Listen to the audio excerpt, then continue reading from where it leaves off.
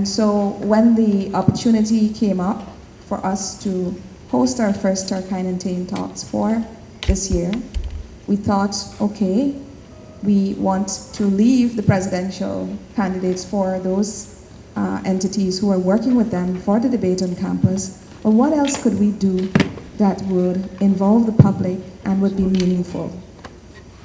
In discussions with my own young staff, many of whom are also alumni of the university, the idea came up that really there are so many exciting young and new faces that have appeared on these lists of the new parties, that it would really be wonderful if we could hear from them why they got involved, what kinds of thoughts they have about leading the country, and basically to get a sense of who they are. Because the big lights are always eclipsing the small upcoming lights. So this is their moment in the sun. It was also a lot easier for us to, in a certain sense, commandeer our own alumni to come and be part of this, because it's really difficult to get established politicians right now because everybody's campaigning everywhere. And so we're really thankful to those who are on the stage and who've accepted at fairly short notice to come and to be part of this afternoon's proceedings. When I was about 16 years old, I was given a book by someone who is still a dear friend. I don't see much of him, Dr. Robin Deodat. And it was written by a wonderful writer called Richard Bach. And it was called Illusions, The Adventures of a Reluctant Messiah. It's a little tiny book, but the book was really about a person who became a leader. It was a curmudgeon, a creature in a river, really, who became a leader in a most unusual way.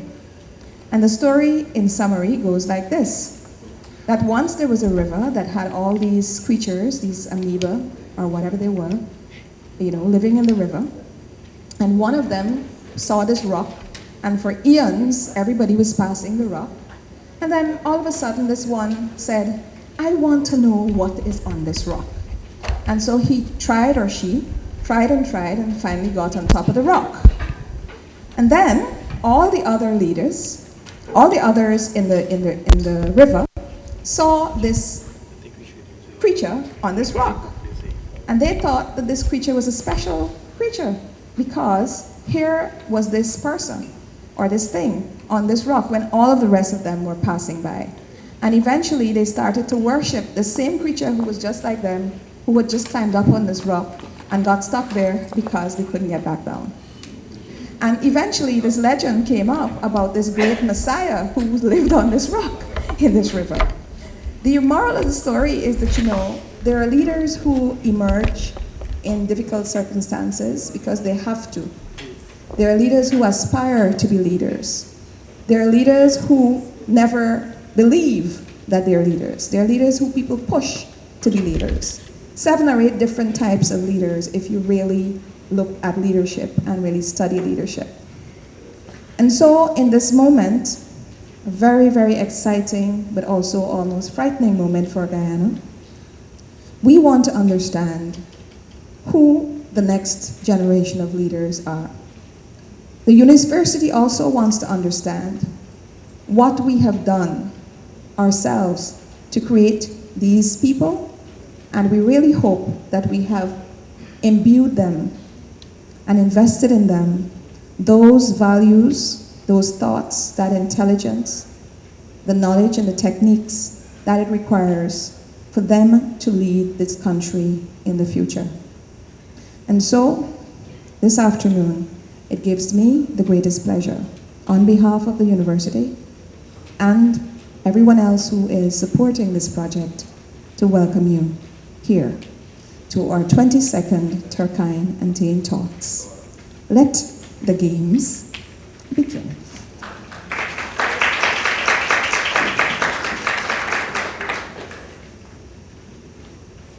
I'm actually emceeing today.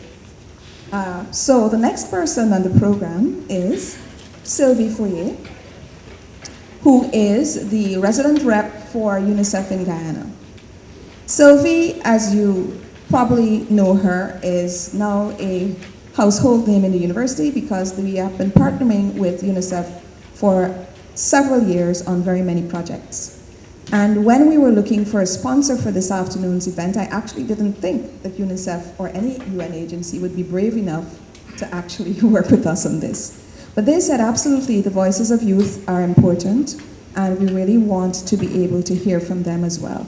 However, they need to talk about, in some part, what their ideas are about youth and children.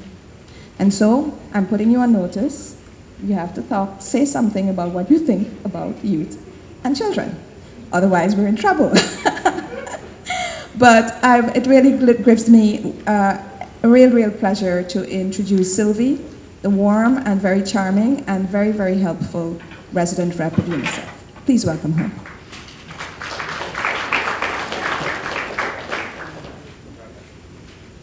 Thank you, Professor Paloma, and I thought I would be part of the game too, so I'm not. But I'm a mother of youngest, so definitely it's very exciting for us tonight, and in particular for UNICEF, it's also creating spaces for young voices. I will not give an age range, but I think you look very young in spirit at least, and then definitely also for the vision. So when also the mandate of UNICEF, it's not just starting from childhood, but it's really how we transit from childhood to adulthood. And then when you brought that theme, we thought it makes sense to us. As we, from our childhood we learned, we became active citizens, and then we look for employment, but also created the role modeling. And I think that's what it's going to be also about tonight. At a very critical time, not just for Guyana, but we're also entering what we call the decade of development for 2020 to 2030. So I do hope that you also have the vision for the 10 years to come. As you know, the 2030 is the game for the ending the SDGs, so hopefully arriving to the sustainable development goal for all countries. UNICEF being impartial but not silent. So we also hope to mobilize the political forces to ensure children and young people are on the agenda. So we'll be very keen to listen to your perspective on leadership and on women and children and families in general for Guyana. Allow me to thank you, Professor Mohamed. You have been always also aside and also courageous with University of Guyana to bring certain themes on the table. I remember we discussed the issue of education, corporal punishment, other themes. So just go with the trend, and then we're very happy to have that. And thank you for your vision and your tremendous energy, I will say, to put that event, I understand, in a quite short notice. And thank you for member of the panels for accepting. I'm a little surprised I don't see any female leaders. I do hope we do have female leaders. I thought so too. And so listening to you young voices, hearing from communities, report reading, one common element always comes is we all want to have our youngest to thrive, to develop, to thrive, and reach their full potential. On the global line, we have, you may heard about, we have this called new partnership globally. It's called Generation Unlimited. You may heard about it. It was launched 2 years ago, a year and a half ago in New York at the General Assembly. But what it brings is doing the development with and for young people. So the with is very important. And they have a slogan that I want to share with you. They say, we are saying that it's our time, our turn, our future. And I hope to it's your time, your turn, and your very close future. As young leaders, you have the power to become a game change and also modeling, role model. So we look forward to a very stimulating debate to listen to your thought on leadership and other, and also remember for every child, best opportunity to develop and thrive and still dream big. I thank you very much.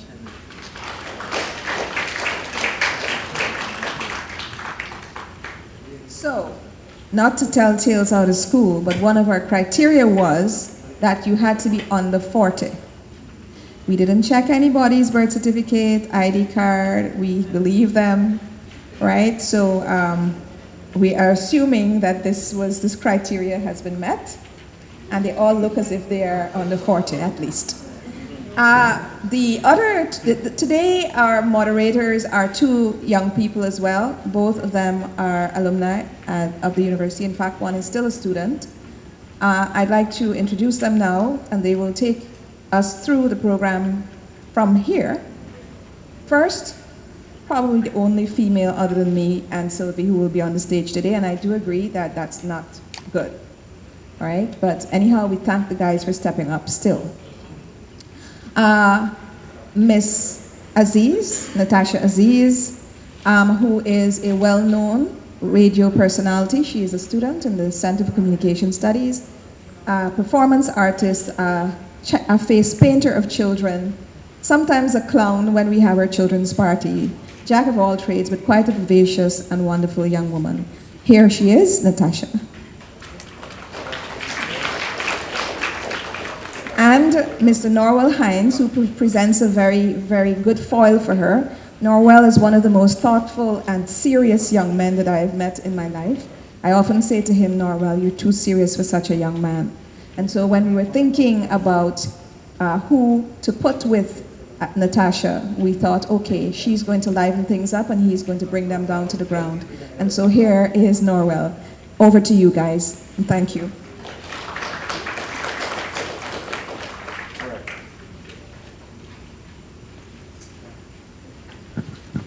All right, good night, everybody.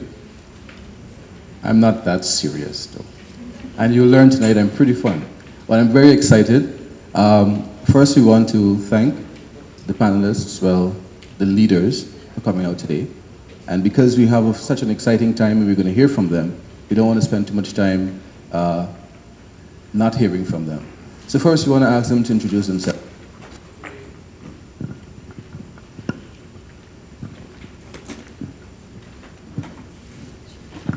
Okay. So we're going to ask you to say your name, first of all, and to say the political party that you're from. Just for the audience's sake, as you see in the program, we're going to have about 4 rounds. The first round, each of our leaders is going to be asked to introduce themselves in 1 minute, talk about some of their own passions.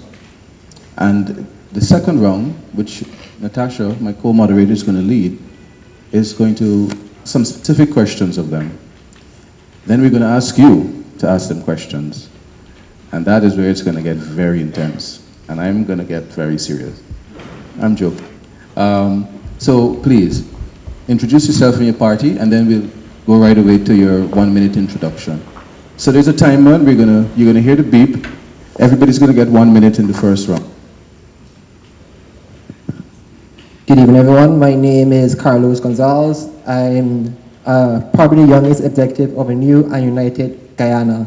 And I'm also here on this platform as 1/3 of the three-party movement, which is, as you all would know by now, never been done before, and it's a historic movement for this country. So I'm proud to be here, and I'm ready to share with you some thoughts and some views as a representative of a new united Guyana. Hello everyone, my name is Mahendra Pagwa. Pagwa is in the holiday on a very jovial side to ease the tension a bit. But I'm proud and I'm humbly representing Change Guyana. Good evening, ladies and gentlemen. My name is Davon Van Veen. I am Guyanese, born and bred, Georgetown raised. I love my country. And tonight, I sit here to speak on behalf of the Liberty and Justice Party. Good evening, all. I am Quincy Jones, and I'm here representing the APNU AFC. Good evening, all. My name is Kobe Kurtz. I'm from the mining town of Linden, and I'm here representing TCI, the Citizenship Initiative. Good evening, everyone. My name is Andrew Hudson. I'm very happy to be here. I'm so glad to see so many people. And I'm looking forward to serious questions tonight. My party is the New Movement. And one thing I'd like to debunk is that we're a group of doctors, some of us, but I think we're largely overwhelmed by people from all professions as well. So with that being said, I'd like to thank everyone for giving me this opportunity. And I'd like to engage this conversation with you later. Thank you. Good evening, everyone. My name is Avinash Singh. I will be representing the United Republican Party, that's the URP. Thank you. All right, Avinash, hold the microphone because we're going to go to that 1 minute introduction. And you now get the chance to say whatever you would like to say at the beginning of the program. So we've got a timer. You're going to hear the chime. When you hear the chime, that means that your time is up. And you pass the microphone on, okay? All right, thank and I'll you. give you a little signal. You can look at me, and I'll show you a little signal, and that will be that you've got about 30 seconds. All right, thank you. So go ahead. 1 minute. It gives me great pleasure to represent the United Republican Party, URP, at this forum, which I believe is important at this time as we look forward to the upcoming general and regional election. My party's vision for a modern and safe Guyana is built on 4 core pillars, which are action with sympathy and empathy, politics with ethics, science with spirituality, religion with tolerance. The United Republican Party, unlike others, is not in the practice of making empty and false promises. Rather, we follow our bold word with bold action. Thank you very much. Perfect. With 10 seconds left on the clock. Go ahead, Mr. Court. All right, yes. Back to you guys so quickly once more. I can't speak generally for everyone in our party. I just like to say the reason I'm with them is because I find them all kindred spirits, kind people, compassionate people. And I think that's a driving force for what we're trying to go for right now. I can speak for myself. The reason I decided to get into politics, and mind you, with my friends I always said this is not for me. I never thought I would have made a good politician, but I think there's some things that need to be said. And I quite like the questions that I've seen that might be put forward here tonight. That's partly why I'm here as well. But more than anything else, I'd like to say that I'm a Guyanese person, and I represent the issues that plague Guyanese on a daily basis. And if I can give light to that, I think that's the most important thing we can do here this afternoon, or this evening. Very good. Once again, my name is Kobe Cart, representative of TCI. TCI is a very new party. This is actually our first elections we're trying to contest in. Why I stand by the TCI. I believe TCI best represents what I think a fair and democratic government presents. Our main focus is constitutional reform and how we could better life for Guyanese. TCI puts forth inclusivity, whereby our decisions are from what the citizens request. I would like to say we are pro-Guyana. We're based on youth and women involvement in politics. Thank you. Very good. We're doing great on time. Once again, I am Quincy Jones, and outside of being a medical doctor and the regional health officer for Region 4, I am a youth from Lot 192 East Le Penitence, Albaiston, one of the disadvantaged neighborhoods in Guyana to this day, where I spent the first half of my life and the second half of my life in Guyana between Macdoom and Agricola. I am here as a candidate for the APNU AFC, and I just want to let that aspect of my life and who I am portray, because most persons would know me as the brilliant doctor, but outside of that, I'm a youth just like most Guyanese.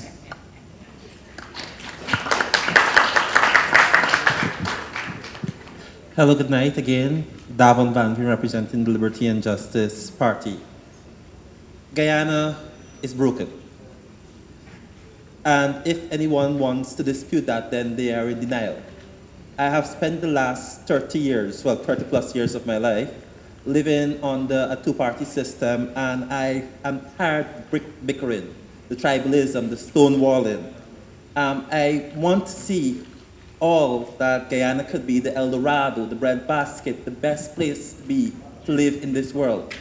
And I believe that the collection of personalities that make up the LGP is the vessel to carry it together to what it really can be.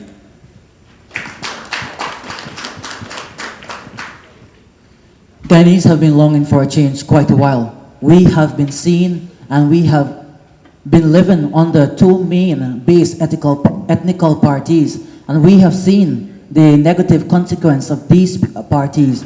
And so Change Guyana brings something that is new to the table. We want vibrant, we want proactive leaders that are not going to be adding to our problems, but leaders that are bringing to this nation something based on sound economic policy is all about. And that change hasn't started with the government. It starts with all of us in this room tonight. Thank you.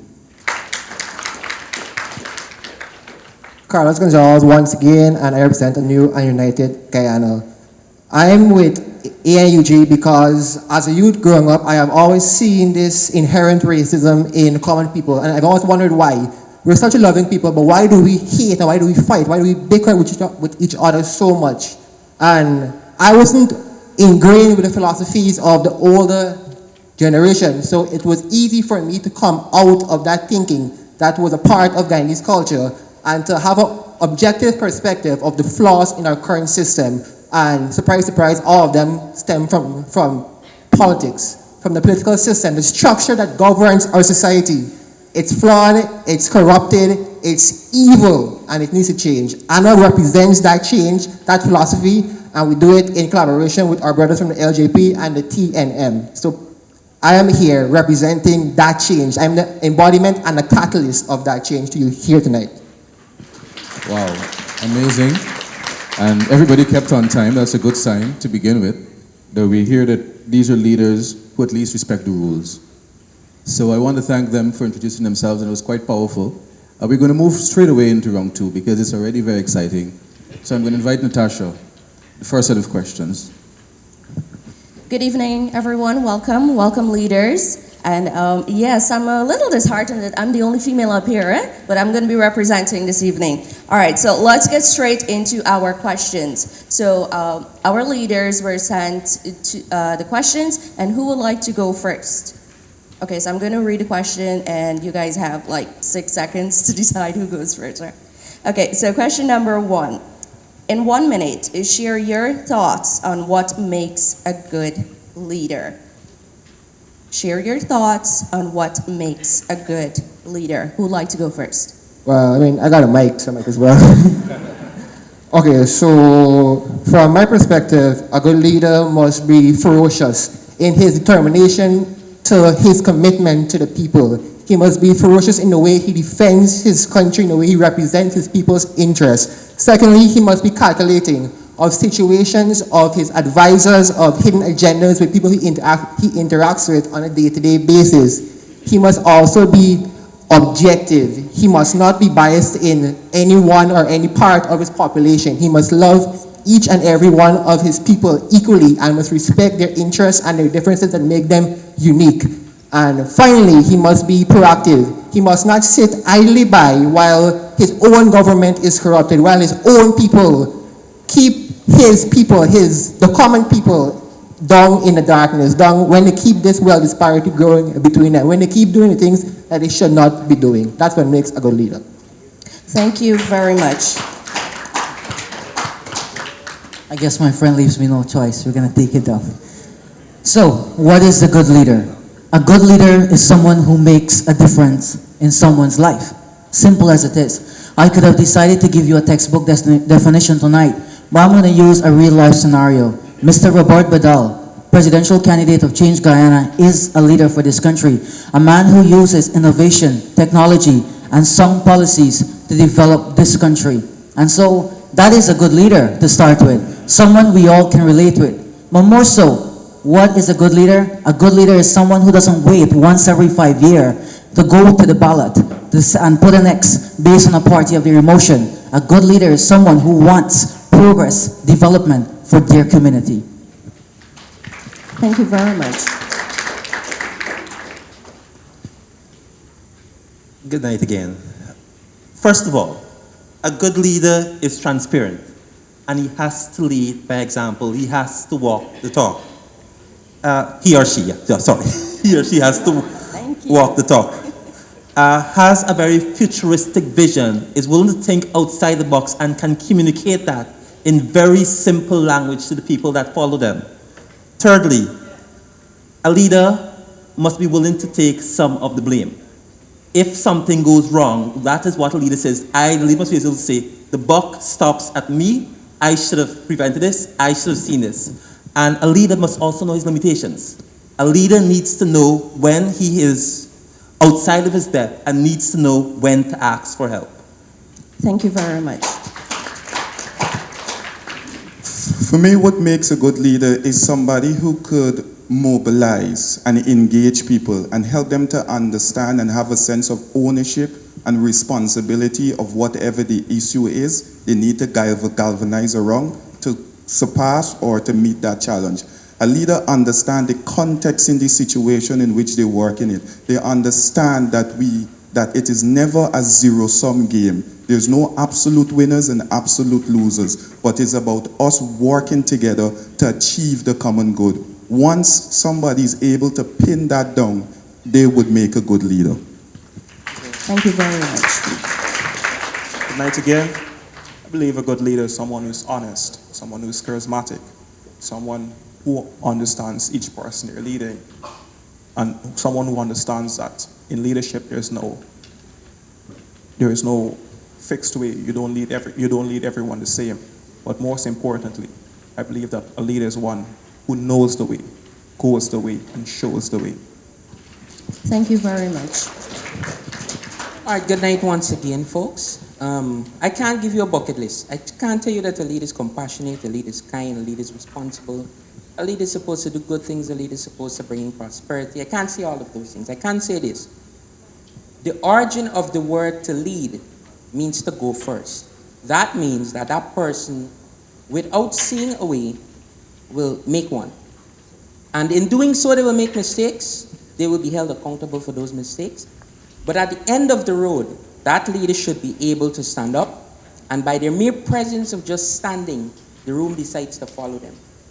I'm not one for memorizing long-winded speeches or giving you bucket lists of things to remember. I can't do that. That's not me.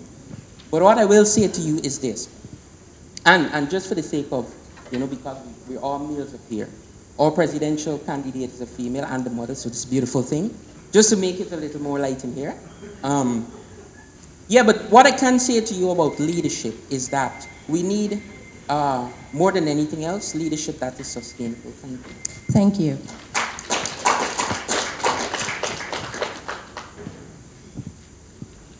Good night once again. A good leader should be God-fearing, possess a clear vision, is courageous, has integrity, someone the people should rest assured and depend on. All right? Have a clear focus, who has the ability to listen to their people, love the people, a person who has the willingness and the ability to work beyond his or her call of duty to ensure the people benefit. Thank you.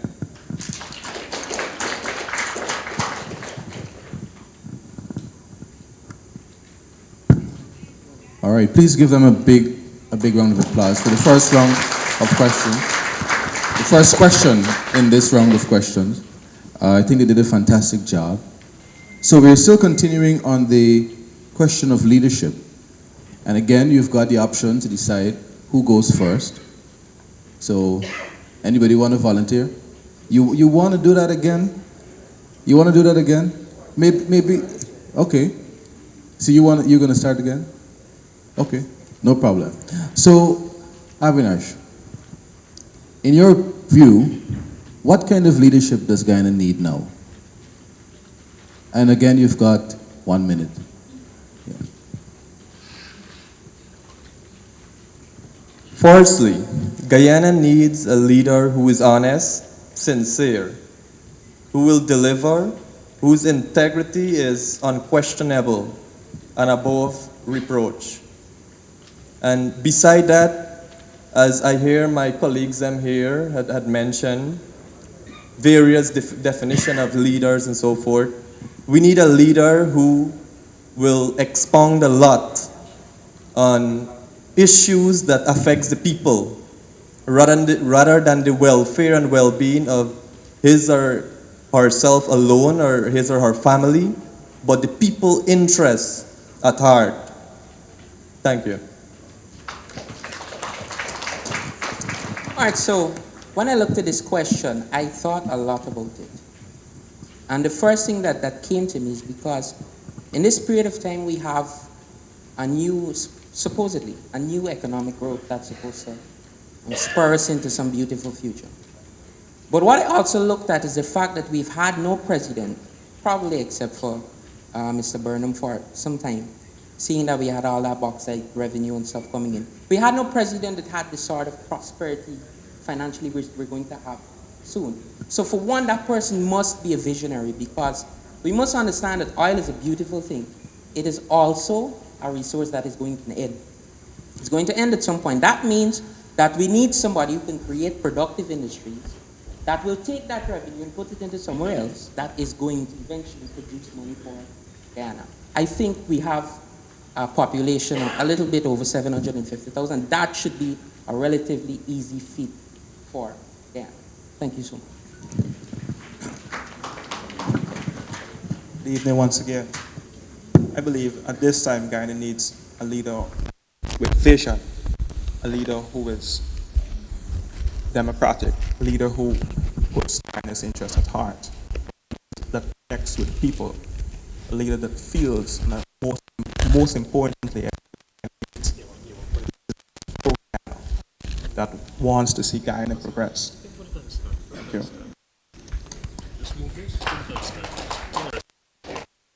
As we are currently in the decade of development, and with the oil boom and the resources that were set to amass secondary to this, Guyana needs a leader who understand that strong leadership is nothing without strong management.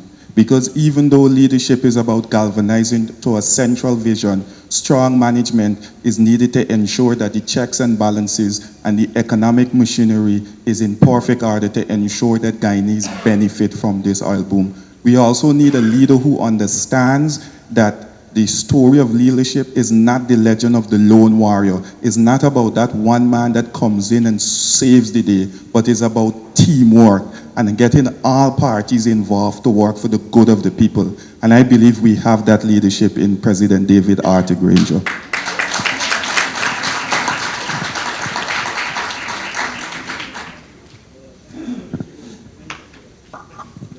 Guyana, at this stage of its development and trajectory, needs a leader that can unite people, that is going to bring everybody to the table so that we can make decisions that benefits the people of Guyana. We need a leader that is decisive, that is going to put partisan interests aside and focus only on what is good for the short, medium, and long-term development of Guyana. We also need a leader who is not afraid to try novel approaches to fixing some of the issues that we have in Guyana, who's willing to think and go and accept ideas from outside of the box.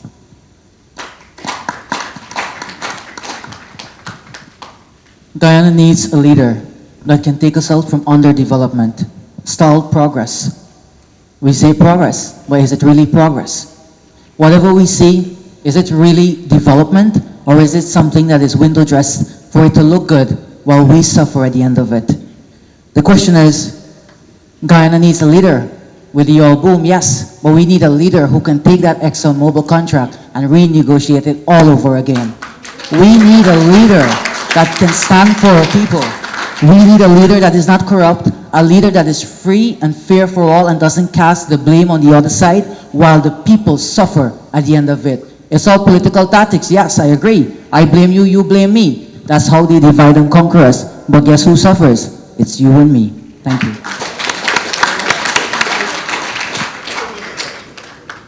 My first thought, so my response to this question is to highlight the characteristics of our presidential candidate, Mr. Ralph Bongoran. However, I would like to draw attention that the question asks, what kind of leadership does Guyana need right now? And I beg to differ with my colleagues that I don't think it's a leader, but more of the leadership. It's a collaborative effort of multiple people contributing their own unique skills and energies into the leadership. And that's what we stand for. That's what we envision.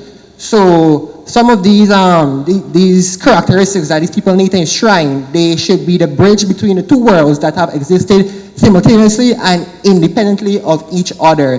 They must be able to heal and lick their old wounds, and they must totally renounce the old way of partisan politics and the divide and conquer methodology that has been employed throughout our history.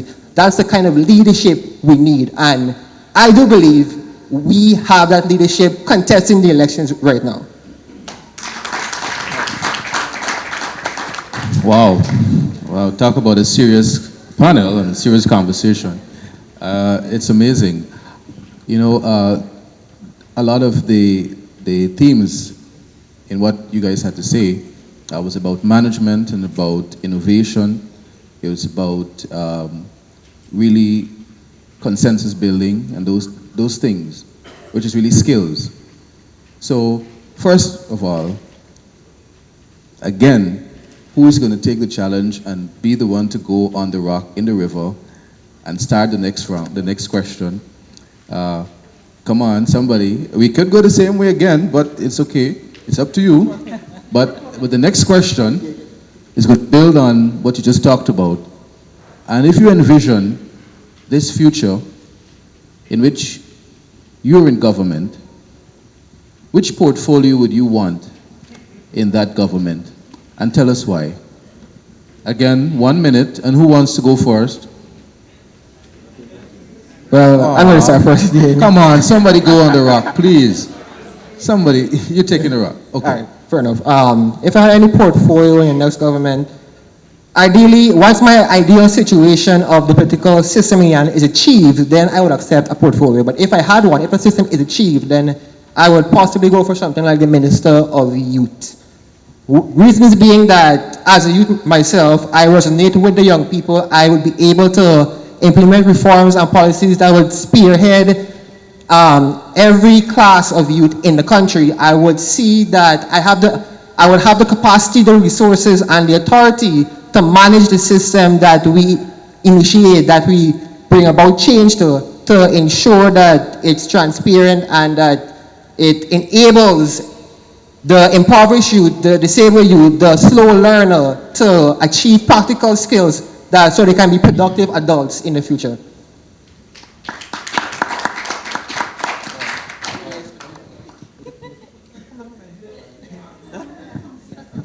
I guess I'm being forced though. So, I don't like the word if. I know I will have. That's what we have to think. So, it's not if, it's I will have. So, when I do have that portfolio, what will I take? For me, I will be taking the Ministry of Education, certainly the minister. But why? Why Mahendra? Why the Ministry of Education? As someone who has experienced firsthand, and that is what our people want. Our people, yes, qualification is important, but qualification that goes with experience is an asset. And our people of this country want leaders that can relate to their issue, that can empathize with what they're going through the education sector. And for someone like myself who have experienced the harshness of the Ministry of Education policy, I want to bring a change. Did you know that if you are an adult and you're above the age of 18 and you dropped out of school before, you are not allowed to go back to have another shot at a CSEC education? Wow. Wow. But the reality is, and we are going to window dress it. But if I was Minister of Education, I'll be tackling that. Not only that, we will be tackling our schools are no longer safes. Our schools are places that people fight, that children fight other children. Our teachers are basically being beaten by parents. And so it's a big debate. We need to revamp our system. What happened when parents and teachers used to be in one community working together?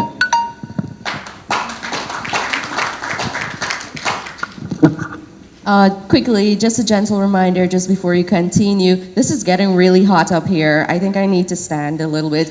But gentle reminder, you guys have 1 minute, and when you hear the beep, please, you know, I know you guys are very, very passionate.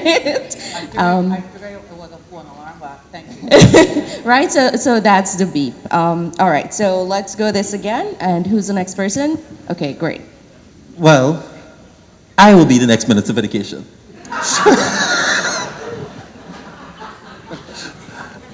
We need an education system that, one, actually prepares our students for jobs in the 21st century. We need to decolonialize our education system. We need an education system that is not abusive, that takes into account the inequities that across the 10 geographic regions in Guyana. We need to look at how our education personnel are hired, trained, retained. Education, and if we fix our education system, we are going to fix most of the issues in Guyana, because a lot of the issues come down to poor education. And having spent more than half of my life in the education sector, I have seen these abuses, these deficiencies, these issues, and I think I know what the root causes are, right? And I know that I'll get the support from my party to fix them. For me, no, it's not health. It would be within the Ministry of Telecommunication. The world is entering into the fourth industrial revolution, where man and machine are becoming more and more alike. We are embracing and accepting technology at ever-fasting rate with artificial intelligence, machine learning, the wealth of information we could get from data. We could do wonders. And within the Ministry of Telecommunication, I think I could assist in enabling the telecommunications infrastructure to provide Guyanese with reliable, fast, continuous, accessible internet, with also the skills that they need to build on these and to advance Guyana into the future. As we look towards IEL, there are other sustainable ways we could invest the IEL money, for example, through financial technology. Once we embrace stuff like financial technology, we could see ourselves fast-tracking like Singapore, Rwanda, and these other countries. The fourth industrial revolution is here. We need to tap into it, and I would like to be a part of that.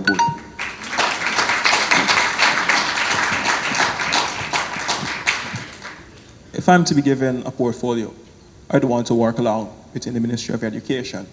Why?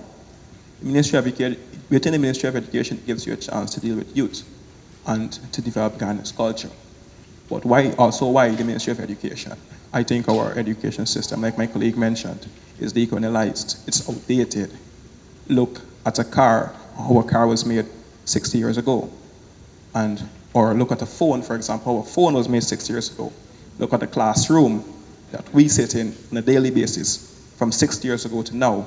It's the same way, straight benches, blackboard in front. And now we're just adding some computers, but how are the slow learners learning? How are persons that are not fast-paced learners? Persons who require skills, persons who learn from just watching other people do stuff. What are the persons who learn from doing things with their hands? I believe that our education systems gives no account for those people. We have a cookie maker education system with one size or one system works for everyone. So I think with me being in the Ministry of Education, we could change that. All right, so the portfolio question. I quite like the portfolio I have with my current party, which is a policy advisor. I don't want it to extend beyond that for now, for many reasons. And I will let you know a part of the reason why I'm more cautious than I am impatient and anxious and all these fancy different things. It's because we say we want transparency and accountability and sustainability. We don't tell the people how we're going to get that. We just show these big words about. We expect people to understand at the end of the day that this is what we're fighting for, which is one of the good things I like about this panel so far. Congrats to you guys. You've stated ways that we can have transparency, accountability, and sustainability, and these different measures. My specialty is healthcare. I would quite like to be a policy advisor on healthcare, seeing that I think we have a lot of reformation to do. We can apply a system thinking approach. We can reform, especially when it comes to research. Our research in terms of the healthcare industry is lacking tremendously. Thank you.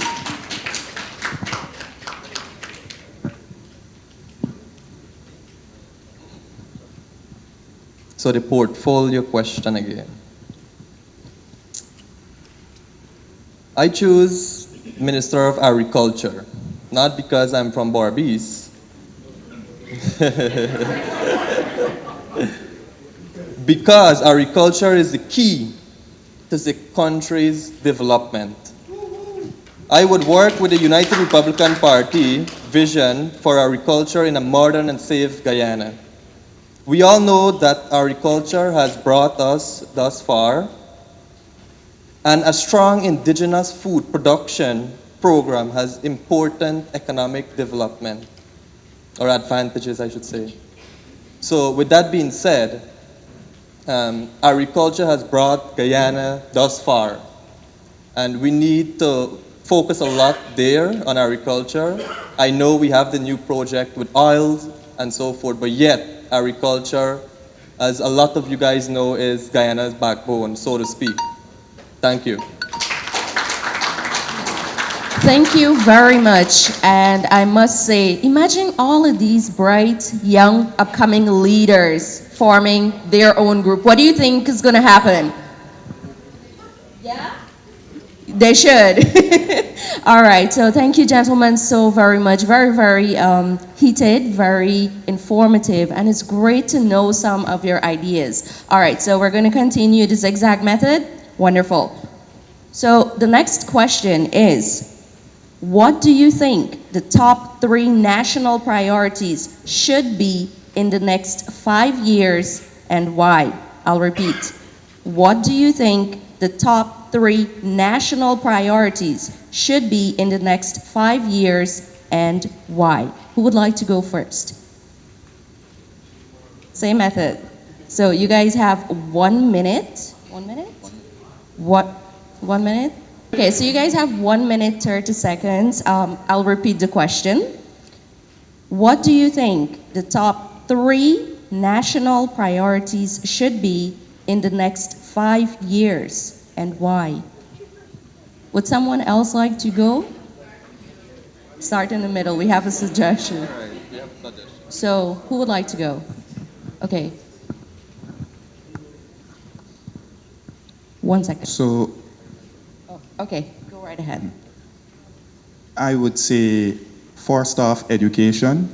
Education, because we need to repurpose the skills and preparedness training for our youths so that they could better compete and thrive within the global economy and in the global workforce and marketplace. And with a heavy emphasis on embracing new technologies.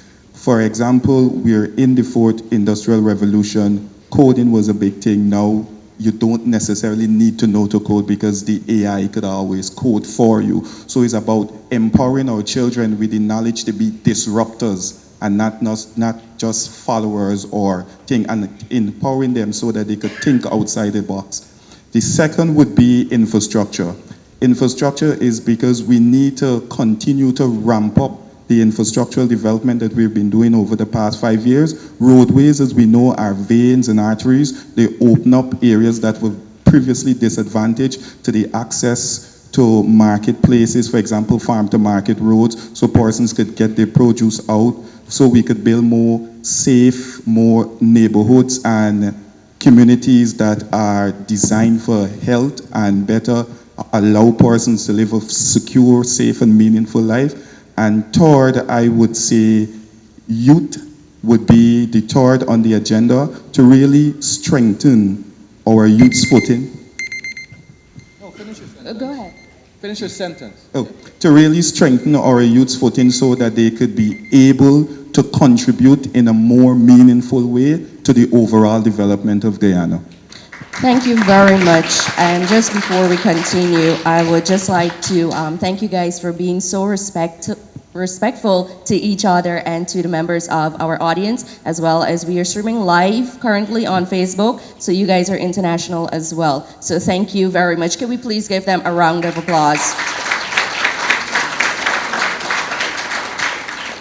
And I will repeat the question for you. What do you think that the top 3 national priorities should be in the next 5 years and why?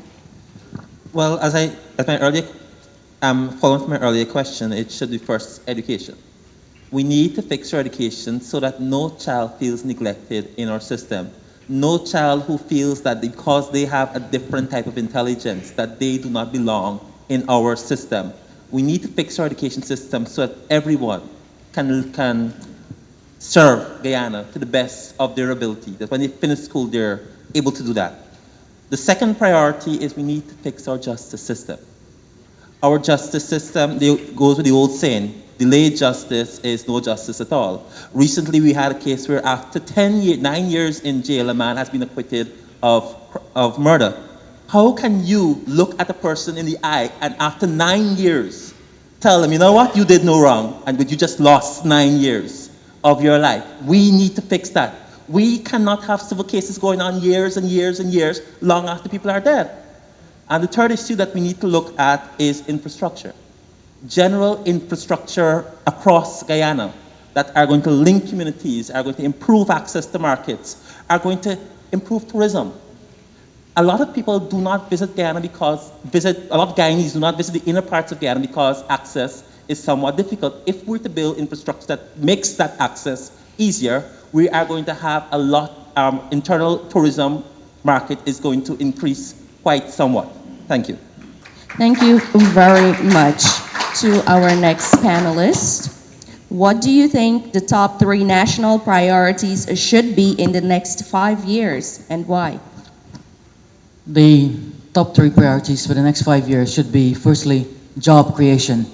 You and me in this room, we all know someone who's currently unemployed. And that's the reality. People go to high school, they go to UG, they have their degree, they have their diploma, and yet they're not able to get a job. And that's something that is throughout this country. And so we need to create policies that will create jobs for our people. Secondly, we need lower cost of living. People are already struggling in this country.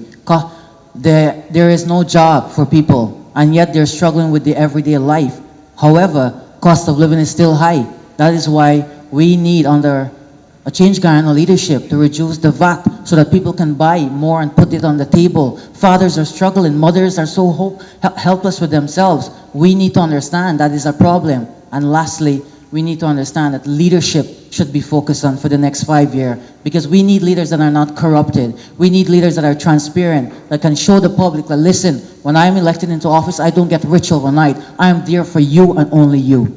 Thank you. Thank you very much. To our next panelist, what do you think the top 3 national priorities should be in the next 5 years and why? Well, objectively speaking, any economy that wants to thrive must first, ensure that it has what we call a reliable source of energy. So my first priority would be to invest in the expansion of GPL and invest in alternate energy sources. I've seen environmental permits for a hydro farm at, not a hydropower plant, my bad, and a wind farm at Hope. And the hydropower plant was somewhere in the interior. But investment, there should be more of those in each major region or each region to facilitate power to their region, to ensure that industries, once they develop, they thrive, they can keep being productive and can maximize productivity then.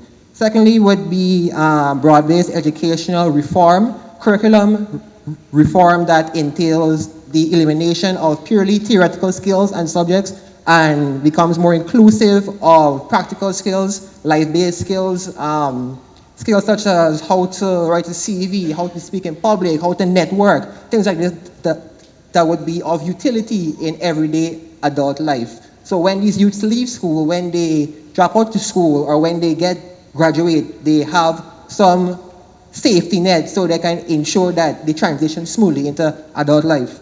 When you couple this with incentives for teaching service, when you couple this with incentives for the teaching service and teachers in the interiors, you ensure that you have a good curriculum and the human resource and capacity to ensure that it thrives. Thank you very much. So who's next? What do you think the top 3 national priorities should be in the next 5 years and why? All right, so I think my colleague just mirrored my sentiments in terms of energy. But what I can add to that is that if we produce energy better, perhaps large scale hydropower and that sort of thing, we can also attract foreign investors that can make things like cars, things that would make a nation pop. So that's that's the thing I might want to add to what he said. Secondly, I believe agriculture, and this is not to sound like a broken record, but agriculture is important. We have so much land, we have so much water, we have the capacity to produce our own food, to produce food for perhaps the entire Caribbean, if not the entire world. All right, so agriculture is my second point. The last point I'd like to speak about a lot because I think we don't understand the importance of it in our society, which is culture, which is youth development and sports. The persons that build your society are the people who dedicate themselves to culture, music, art, literature. You become proud of your nation because they have an identity because of your culture, because of the writing you've produced, because of the music you've produced, because of the food that you produce, because of the dancing. That is what makes a society. Secondly, youth. I've been teaching for a number of years as well, on top of my medical education and public health studies. And if it's one thing that I see our youths lack, I'm going to represent for the males because a lot of people don't represent for males these days. The boys are not given leadership, masculine leadership. I would love to say more about this, but I think that's utmost important. We need to provide some leadership for our males. We're losing them. Thank you very much. And our final panelist for this question. Oh, sorry? Oh, sorry. Okay, so what do you think the top 3 national priorities should be in the next 5 years and why? Okay, as I have already elaborated a bit on agriculture, I think that should be one of our priority. Another priority is marketing. We can plant and plant a lot, but if we do not have the marketing system, then how will our products be distributed? So we have to look at that. We have an international market agency would be set up in Guyana. This would provide the much needed assistance to the agriculture sector, the tourism sector, mining, forestry, to name a few. Ensuring that Guyana is competing at the international level on the world stage in all sectors, right? So, for example, to elaborate a bit more on that, the URP is saying that we should have harbors from not just one in Georgetown, that let's say someone from Barbados will have to come bring the goods from from Barbados to Georgetown to ship out. We should have a harbor in Barbados, one in the Pomeroon River as well. I went to Letem, and it was very sad to know that they had thousands of pounds of peanuts, but it didn't have any market and all spoiled. That was very sad. So with that, those are the 2 points. My last point is the oil and gas sector. Okay, well, quickly, with our oil and gas sector, the most important things that we should focus on is the management system. I know my time is up, so I will not be able to elaborate more on that. Thank you very much.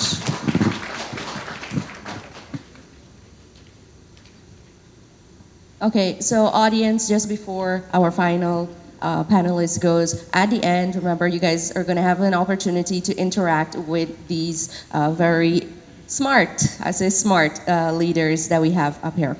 All right, so the last person, the final panelist to speak on this topic, this question. What do you think the top 3 national priorities should be in the next 5 years and why? Okay. I think the top 3 priorities should be youth empowerment, constitutional reform, and reshaping and restructuring the education system. Why should we focus on youth empowerment? There's an old adage to say that youths are the future leaders, and I believe that also. So I think we need to build competent youths to lead Guyana so we can have a bright future. Secondly, constitutional reform. Guyana's constitution was drafted in 1980. It's a very, especially like our foreign policy, a lot of stuff we have, it's very outdated, and I think it needs reforming. I think too much power is vested in one person, making our system highly bureaucratic in nature. Thirdly, our education system. Our education system is quite colonial. We want to create an education system with a no child left behind, and not no child left behind in the sense of automatic promotion. We want to create youths who want to touch every youth, change every mind, and to build competent persons for the future of Guyana. Thank you. Thank you very much. Okay, so next up we have our fifth question, and I love how we're moving with time. Thank you guys for being so respectful with our time. And we're back to 1 minute. All right, so the question is, where on the national agenda do you think, this one is very close to me, so I'm going to be listening keenly, right? Where on the national agenda do you think women and children's issues should fall, and why? I'm going to repeat that one. Allow it to sink in first. Where on the national agenda do you think women and children's issues should fall, and why?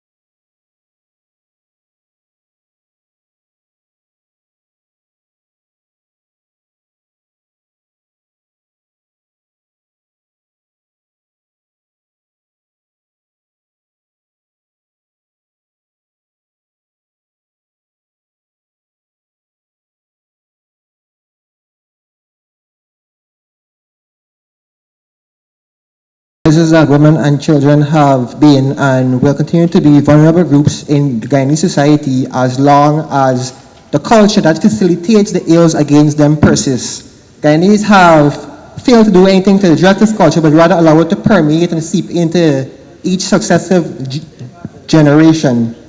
This culture entails things and ills included are sexual violence, intimate partner violence, child abuse, child labor, street harassment, catcalling, things like this, which we would all deem common to the Guyanese people in a street atmosphere. Then it's commonplace. It should not be. This should not be.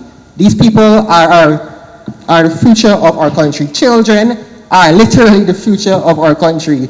So when you see the media abundant with different articles as it relates to these things, it's truly disheartening. And we will address this. We will ensure that we collaborate with certain organizations and the stakeholders to address the specific issues and to target a series of reforms and create a wave of change that we can sweep over the population to change their perspective, to reform their behavior, so to speak. Because, as I said, many people believe it's commonplace. It's something that is allowed, and this is never the case. Thank you very much. To our next panelist. Where on the national agenda do you think women and children issues should fall and why? Women and children should be placed on the highest regard of the national level. And it's very funny. I don't mean to be very negative, but we have had two main political parties served us in government. Yet, they champion the rights of women. Fair enough. But we have seen and read the news of how some women were treated. And more importantly, so far there's never been a balanced cabinet. So when we play the same music and music, it becomes a nuisance because women deserve to be respected more. If a woman is unhappy, if our women are unhappy, an entire nation is disgruntled. That's a fact. If women cannot have what their voices are, we tend to think that we are superior than them, but if women can stand with their voice and children can earn their respect and learn from their mother, fathers are going to be better, but more so, mother are going to be the guidance of our society. And it is important that our children be placed on a national emphasis and we should listen to their voice and not dominate their little voice, because they too play a part in the growth and development of this nation. And so holistically, men, women, children, all we can work together because we are all related in one manner or the other. But more so, we are creating better families for this community. And when we have better families, we have a better society and a better government. Thank you very much. To our next panelist. Where on the national agenda do you think women and children issues should fall and why? It should fall everywhere. Top, middle, bottom, in between, you put it. As we address each of the national issues, we have to look at how it affects our vulnerable populations. And women and children form part of those vulnerable populations. Let's take, for example, SDG 3, which looks at all health for all persons at all ages by 2030. And when you look at some of the goals of SDG 3, it speaks to maternal mortality. It speaks to infant mortality. Are we taking care of our women and children? Are we? When we build a road or we set up a market, how have we considered how this affects the women and children of the village? Think of that woman not who lives in central Georgetown, but who lives on the bank of the Essequibo River, who goes into labor at, say, 3 o'clock in the morning, has complications. What systems are we going to put in place for her when the nearest hospital to deal with any case like hers is West Demerara? How are we going to take care of those women? How are we going to take care of the children in the interior who don't have a school in their village? And the highest level of school, some of these who don't have a school, or if they have a school, doesn't go much beyond primary school. And only if your parents have money, then you can go beyond them.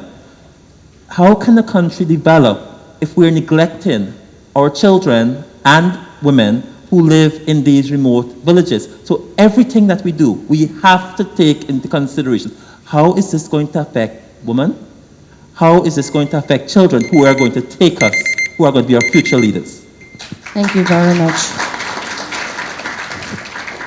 To our next panelist, where on the national agenda do you think women and children issues should fall and why? At this point, I could only agree with my colleague. Women and children should be placed in every sector of the national agenda.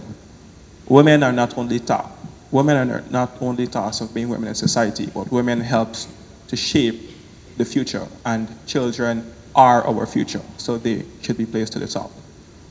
TCI shows a great interest in women and women involvement, hence us having a female presidential candidate. And the Guyana Constitution sets up at least 40% of the members of party or members of parliament or the members on the candidate list presented should be female. But with us, we have 59% of our candidates are female. So we're very huge on women and women rights and women involvement, and also youths. My colleague mentioned earlier, at 21, being the youngest person on his candidate list for his party. I must applaud him for that. But here I am at 21, and I can't even say I'm the youngest person on my candidate list. So again, we're very huge in youths and youth involvement and youth empowerment. Thank you. Thank you very much. Where on the national agenda do you think women and children issues should fall and why? No, the first thing with the question is I quite don't like it. Because we say women and children's issues, and we say what happens to men? So I think rephrase that entire question to make it human rights issues. I would love that. Now, first things first, I think we should do away with the male presidential candidates. Let's have a woman run the country for the time being. That's the sort of change we need, the sort of radical behavior we need. I do have a problem, however, with the amount of emphasis we have placed on feminist doctrine in the past 30 years. The reason being is because now we have a society, and I've done some research, it's not yet complete. At the University of Guyana, my medical class has 11 out of 44 students are males. So we now have males that are not finding themselves useful in an education setting like the university. We now have 75% of postgraduate students being females. Where are the males? Why are they deciding against an education? Yes, society has supported the woman, the child. This is a beautiful thing. I love that. I love women, I love children. But we need also men in homes to mold young males, because young males are now lost. You ask a young male to tell you who Forbes Burnham is, he doesn't know. To tell you who Chetty Jagan is, he doesn't know. That's a terrible thing for our society. And it's because we have ingrained a culture now where we are supporting matriarchy. And I don't think it should be specifically one way or the other. I think that we should have homes with both parents so our children can develop properly. I would love to speak more about this issue, especially in terms of the feminist doctrine, but we will hopefully, somebody ask questions. Thank you.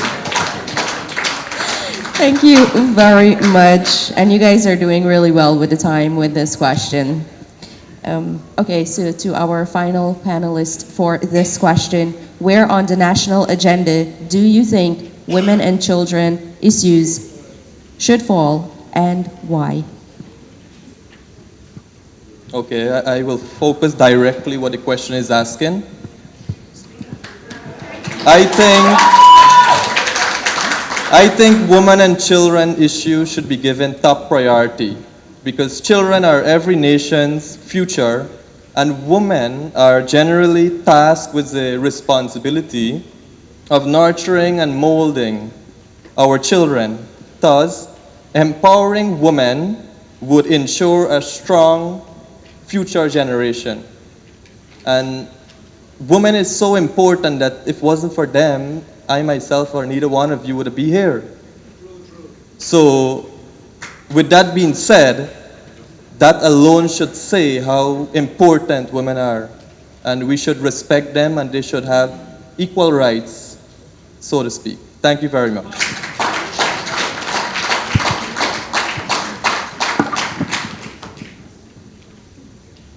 Wow, I am very, very, very impressed. Very, very impressed. You know, I had a small foray in politics myself. Not at this level, but, you know, I did some politicking at the University of Guyana, student politics. I ran for student body president. I won, okay? So, you guys have got some catching up to do, okay? But I'm reflecting, I'm saying to myself, when I ran, it was the first time also that I had the 8 persons contested for the presidency in that year. So the field was really, really wide. And I'm seeing, you know, similarly this year. And I'm saying to myself, I'm really happy that none of you were attempting to emerge at that time, and you've chosen this time to emerge. So the final question in this round that I'm curious about really, and I'm sure a lot of people here are curious about, what's your motivation? What motivated you to make this step now? And again, all right, we'll give you a minute and 30 seconds, or we're getting consensus. A minute and 20 seconds. Okay? All right. So who's going to go on the rock this time? Okay, go ahead, Avinash.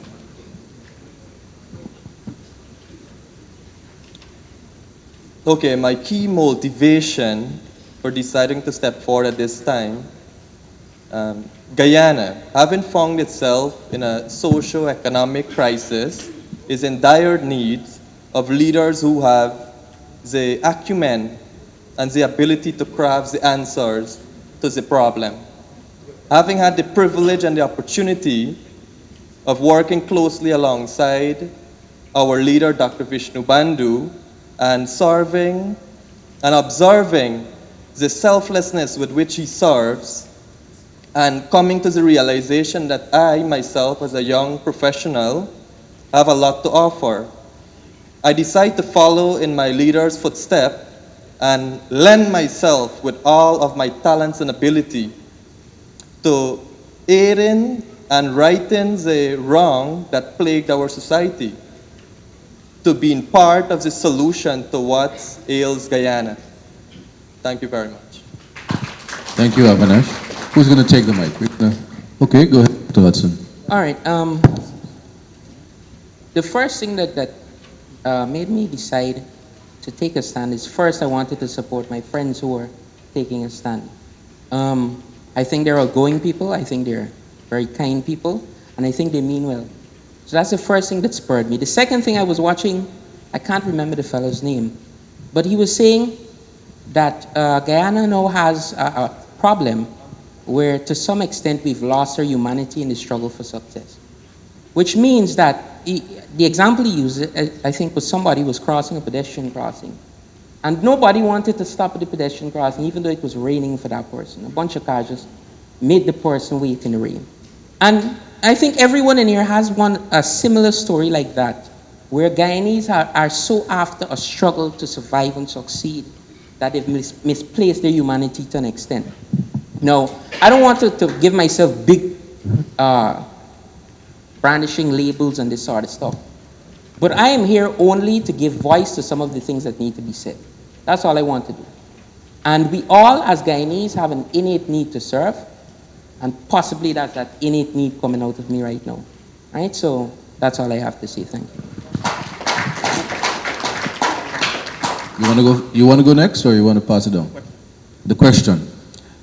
The exact question is, and that we're all curious about, what motivated you? What was your motivation for this thing to emerge at this point? Well, for me, besides being fed up of Guyana's political history, of having two parties dominate, I mean, much respect to President Linda Forbes Barnum and Mr. Chetty, but we can't just continue to vote political history or vote in the past to say, oh, Barnum was a good man, so whoever is shouting PNC or whoever, or Chetty was a good guy, whoever is shouting PPP, I'll put my vote. That's not that. Ghana is going forward. Ghana is progressing.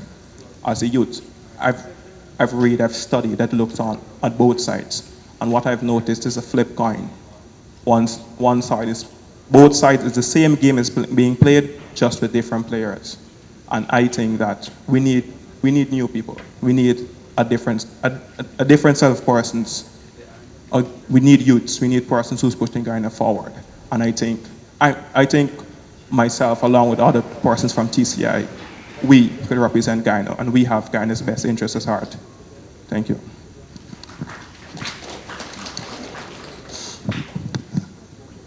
Would you like me to repeat the question? No. This question is difficult for me because it is very close to home. My motivation is our leader, our party leader, President Granger. He provided me with a sense of security during these 5 years as president of Guyana. As a youth in MacDoom, I used to walk with my ID card because I was afraid that the police might come and pick me up. And I wanted to have something to be able to identify that, hey, I am Quincy Jones. I'm a decent, law-abiding citizen. And not just because I'm walking through the streets of Agricola and MacDoom, I am a criminal.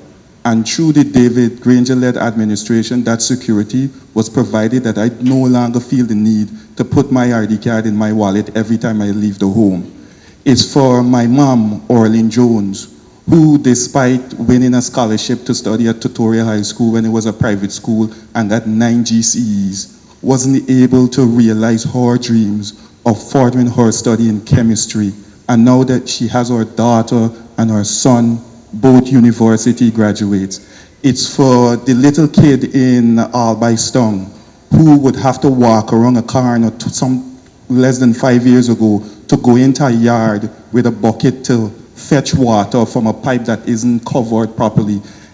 Those are the people, and what David Granger and the APNU AFC provided for them during the 5 years led me to be motivated and to stand behind this administration to see that that continues, and disadvantaged youths like myself don't have to feel afraid and hopeless.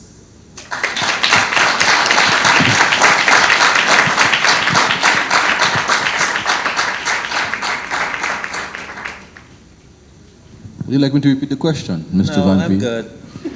Okay. One word. One word. But you've got 1 minute and 20 seconds to say it. One you word can spell and it expound it, if yes. you want. Okay. Hurt. After enduring as one system of politics for most of my life, and then seeing a change, the potential for a change, and wanting that change and being fully behind that change, and then comparing to what happened after the change. A government promised me that they will take care of the people, and the first thing that they did when they got into office is take care of themselves first. A government who promised me that we will have an independent state media is doing the same things they criticized before. A government who hurt me by telling me that my party member that I have elected cannot have an independent voice in Parliament, that they must vote party lines. That motivated me. So I said, instead of me just sitting in the corner and muttering and fretting, let me become part of the solution. And when I was deciding which group of people I'm going to work with, after I've reached out to a lot of them, or most of them, and when I met Mr. Lennox Schumann and his group, I was like, yes, this is it. This is what's going to take Guyana forward. I'll repeat the question. Mahendra, the question to you. What was your key motivation for deciding to step forward at this time? I guess, I'm from Berbice, and the Berbician is kicking in me to say, fed up. I seriously, and not just myself, this is a sentiment expressed by many people. We are so sick and tired of two main ethnic-based parties fighting each other, and guess what? They're dividing us. When we go to the cricket game, we're all one people, but when it comes to the politics, God help us. We need to stop this, because when we go somewhere, people look at us, they're laughing at us. We're making ourselves jokes, and that is why I said to myself, you know what? Sugar workers were laid off in my community.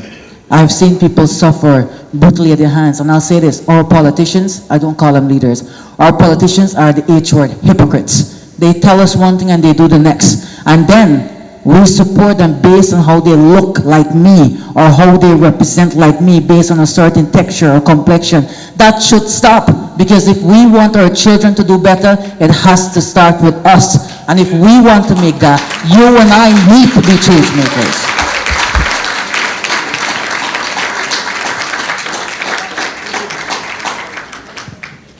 Well, like my colleague said, I said his reason hits close to home. Well, mine also hits close to home.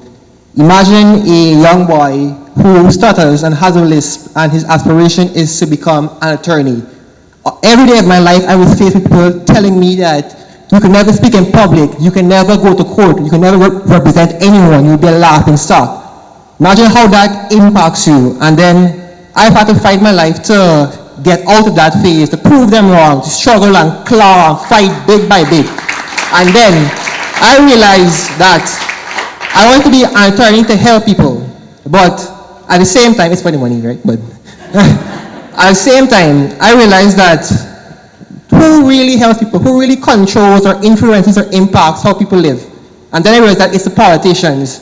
And that actually sent me into a depressive episode, because being a youth who was digesting a lot of content, who was researching a lot about our history, and who has a truly objective approach, and then you see all these ills, all this violence, all this strife, it causes one to think this country is dead, it's going nowhere.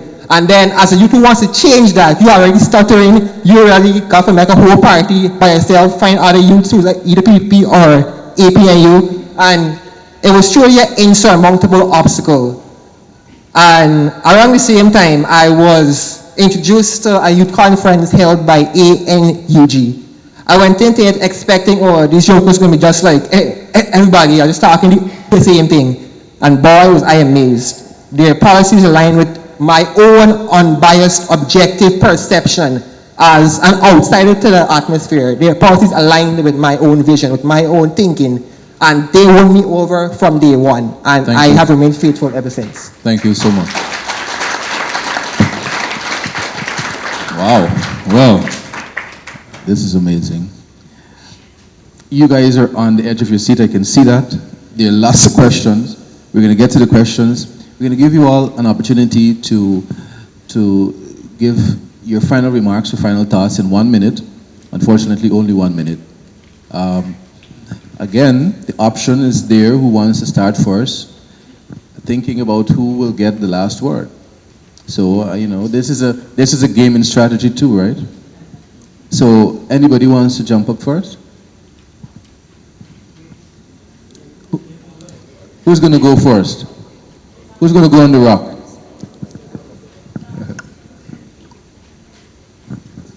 No problem. That was a good one. He took one for the team.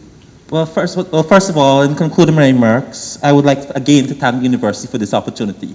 For us as 8 young members of parties to come here and sit and have very civil conversations with the public as to the vision as we see for Guyana. Again, Guyana, we need to go forward. We need to change the last 54 years of politics. We need a new dimension. Too much power is invested in the one party takes all winner system. We need to change that. The LJP government, an LJP government, is going to ensure that all Guyanese benefit from everything that Guyana has to offer.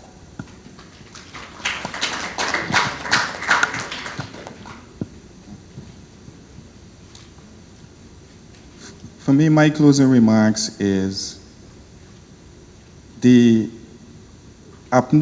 a lot of persons voted APNU AFC because they were on the brink of hopelessness.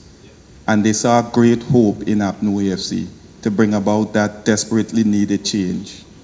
But I'm asking all of those tonight who might feel disgruntled to understand that as much as we want big and dramatic change, change is incremental.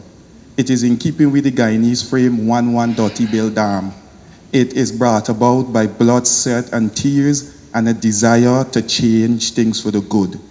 It wasn't an easy task for the past 5 years. in rebuilding institutions so they could be strong, so they could ensure all that is promised us by the Constitution, which is access to health, education, and social services. But seeing public servants' salary increase from 26 to 70,000. Oh, please finish your sentence. But seeing public service salary increase from 26,000 in 2006 to 70,000 in just 5 years is a milestone. Thank you. Thank you. Remember, only the sentence you're allowed to finish. Of course, you can have a very long sentence, but, right, we expect you're going to have some moderation. I would like to thank the university for this opportunity to be here. I also like to thank the TCI, the Citizenship Initiative, to give me the opportunity to represent them. But here tonight, I would like to tell you, a vote for TCI means a vote for Guyana. Speaks of inclusivity and accountability. So if you want to, the change you want to see lies with TCI. The voice you want lies with TCI. And there's just saying, my vote is my voice. With TCI, you have that voice. Thank you. Good night, everyone. Thanks again to the university for doing this. Thank you all for being here. But I've said a very little amount on my party, but I'll use this opportunity to talk about them now. My party is the New Movement. Our presidential candidate is Dr. Asha Kissoon. Our Prime Minister is Dr. Gerald Ford. I believe in these young people for a few reasons. I've witnessed them trying to get these lists up, endless policy meetings, endless outreaches, and I've noticed in Asha the drive to make sure that it's more of a motherly sort of thing. She identifies with our people, and she tries. She has gotten nothing out of this other than possibly experience. If you were to ask me about Gerald, one of the smartest guys I've ever met, in fact, in his final year of medical school, he got the award for internal medicine, and I think that's as much as it goes because apparently our government doesn't give much to people who gets awards for hard things. But he's one of the last sentence, he's one of the most hardworking people I've ever met. Thank you. And that's finally, thank you again.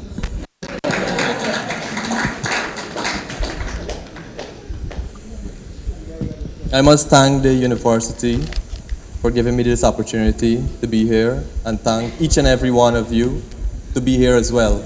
And I do hope that this was a very educative session that really got you thinking, and thinking that with unity and togetherness, we can really go forward, right? We can go forward.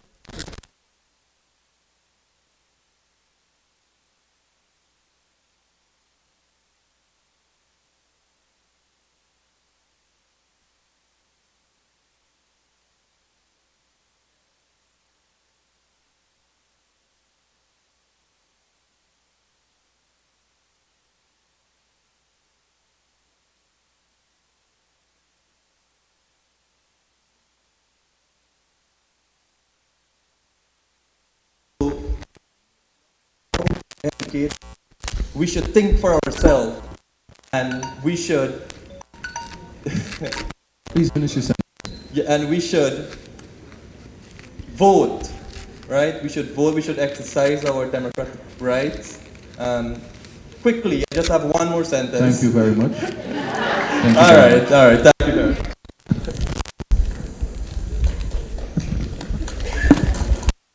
All right, so who will have the last word? Do you want to flip a coin?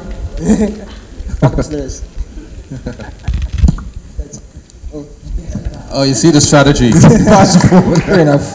Pass the microphone. Well, I'd like to thank each and every one of my brothers here tonight, despite what political affiliations you may hold. If these are people in these political parties, then I am confident that each party is in good hands. That being said, what was said by my brother from the LJP and my brother from the New Movement particularly resonated with me because we are part of something historic. We are part of a three-party collaboration that Guyana has never seen before.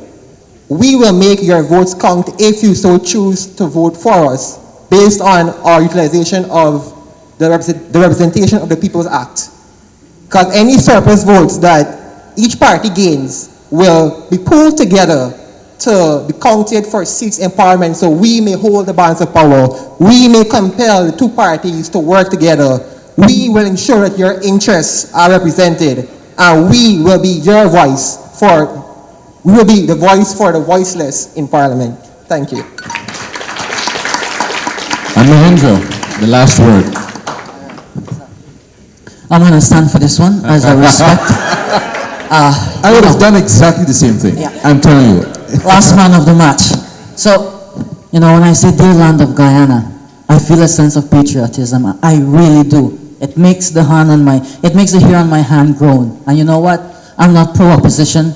I'm not anti-government. I am for pro-Guyana. And we need to be that. We all have to be pro-Guyana. And guess what?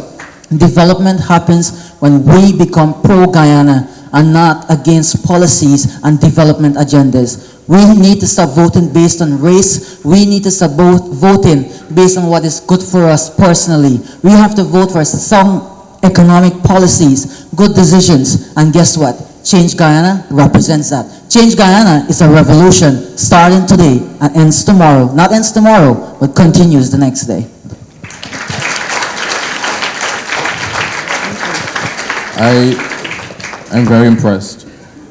I've been doing youth work, community work for a lot of years, like 20 years. And I've met quite a lot of young people, and I've been lucky to work in every region of the country. Except I haven't been to Region 1. I keep doing projects in Region 1, but not having the chance to actually go to Region 1. And I have not seen a more phenomenal... I also have the opportunity to work in the office with Professor Mohammed, so I know the ages of these young people. And I am very, very, very impressed. I'm saying this has been phenomenal, and I have not met a group of young people that have been more inspiring than you have been. And leading from their example, following from their lead, really, their example, I heard words like my colleague, what my colleague said, what my friend said, and we don't often see that from political leaders. So these are truly emerging leaders that give us hope. And we want to give them a very, very loud round of applause. As we say in Guyana, you got to pick up these youth.